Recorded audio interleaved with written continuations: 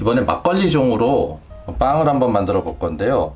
자, 이렇게 막걸리에 효모가 있는 생막걸리로 반드시 하셔야 됩니다. 이렇게 깔아앉아 있는 거 보이시죠? 요걸 이용해서 이제 빵을 만들 건데요. 자, 그럼 요 상태로는 할 수 없으니 넓은 병에다가 일단 옮겨 담아 주겠습니다. 침전물 같이 빼야 되니까 어쩔 수 없이 한번 섞어줘요.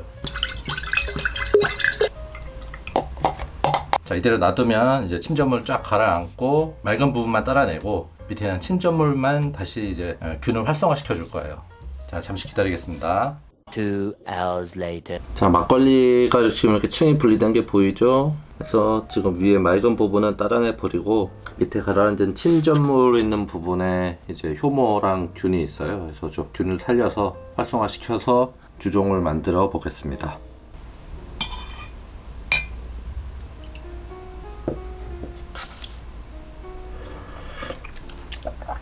맛있는데 이거? 취한다. 자, 맑은 부분은 거의 따라냈고요. 이제 침전만, 이제 밑에 효모들만 거의 남은 상태예요. 그래서 요거를 이제 살려줄 건데요.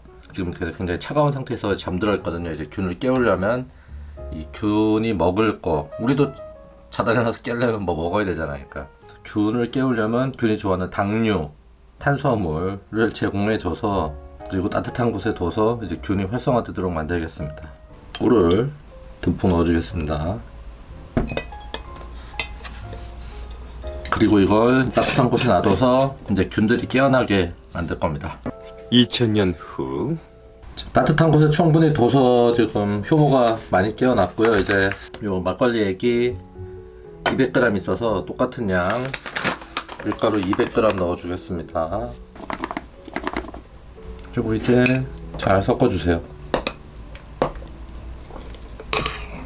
자, 가루가 잘 섞였으면은 이제 다시 또 따뜻한 곳에 둬서 2배로 부풀 때까지 놔두겠습니다. 보통 천연 발효종을 이렇게 며칠에 걸쳐서 계속 키워주는데요. 이건 이미 효모가 막걸리한테 충분히 잘 키워진 상태이기 때문에 뭐 며칠 할 필요 없이 그냥 이 상태에서 2배로 부풀면 스타터로 쓰겠습니다. 6시간 30분 후 반나절 동안 뒀더니 이제 한 2배 정도 이렇게 부풀어 올랐습니다. 자, 이제 스타터가 어느 정도 됐으니까 이제 이걸로 빵을 만들어 보도록 하겠습니다.